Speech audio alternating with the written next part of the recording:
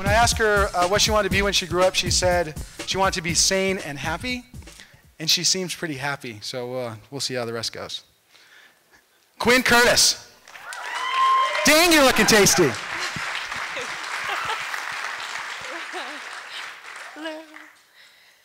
Okay, so I'm talking about food photography, which is truly my passion. This is kind of just a blank screen, which I hoped would have been skipped. Sorry about that, Jesse. That's okay.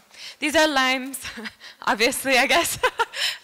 But anyways, transitioning into the next one. So food photography, our appetite generally starts with our eyes. If you don't have your sense of smell, you can't smell the delicious food. You can see it, whether it's plated or in a picture or in a magazine or something like that, and that gets your tummy rumbling and makes you want some. Good food photography and presentation can take you away to a place of wonder and romance, and where you want to be on a deserted island alone with your chocolate cake to savor every bite and not share it with anybody, because it's that powerful. But bad photography just ruins your day and your appetite and your night, and doesn't even leave you the time to even want to go and eat this, just because you want to vomit instead. So it really is important. Photography is also important for places like this. If you've ever been to the Sun and Moon Cafe, up a canyon, you would never know that they have food as gorgeous as this by looking on the outside, but they really do. So it's a very important part of their marketing strategy. Big brands get this. They spend thousands and thousands of dollars to get gorgeous shots of their food like this. And we buy it. We go into these places, we see the pictures, and it gets us hungry, and we get crap, but we eat it. So a good example of this is their new McCafe kick, that they're trying to look like Starbucks and attract that kind of crowd, or at least people that want to be like that kind of crowd. And but really, this is what we get, and it's so nasty. So.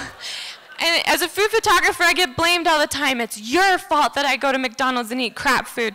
Now, I hope McDonald's hires me someday, so I probably shouldn't say that. But we need some truth in the photography.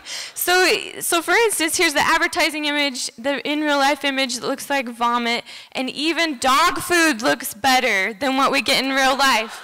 But the beautiful photography definitely sells us. But dog food is not that bad. And in fact, dog food has to look delicious to humans, because we buy the food for our pets, and if it doesn't look appetizing to us, then we probably aren't going to buy it for our pet. So what makes a good food photograph? Or what does it do for your company? It gets your customers hungry. It gets them wanting to lick the picture. They want to eat that so badly. I can't do this, by the way, just side note. If any of you can, that's great. But it also establishes your credibility. When people see gorgeous pictures, they don't think that there's rats in the kitchen, or that you've got Band-Aids falling in the soup, or anything like that. They're more likely to trust you initially with their money and their appetite. It's also consistency with their branding and image. You've got a great logo, great location, great style, and you need good food photographs to go with that, or else it's inconsistent with your image, and thus people don't trust you as easily either with their appetite. It also gives you the competitive edge. This is one of my clients, Raw Melissa. She does raw food, and honestly, sometimes it really doesn't look appetizing to me. But through good styling and capturing it right, we really can make it shine, because it is beautiful food. So she's already ahead of all the competition. What are the aspects of good food photography? There's lighting. As in every photography, lighting is huge. But to have a really well-lit, bright, with high contrast color photo really sells the image. Also, to have the appropriate white balance assigned.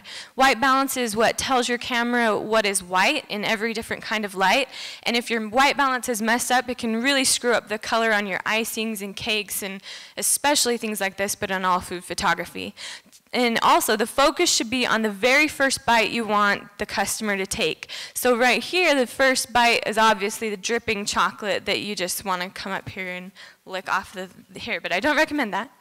But in the blurred background too. Then also it uses the rule of thirds, where the primary focus is up in one of the third quadrants, and has a good use of white space in a lot of them, just to look really open and yummy and delicious. Also, something that I like to use is a triangle of focus, where I first goes to the greenery, down to the pear, up to the past the salad to the drink and back down. Gets your eye wandering over the whole photo, and thus you're appetizing over the whole thing. So why do I care? Because dang it, every dish deserves to look delicious. And they all are. And why should you care? Because we need to demand better standards of food photography, especially here in Utah, please. And if you want to help some food out, you know who to call. Thank you, Quinn.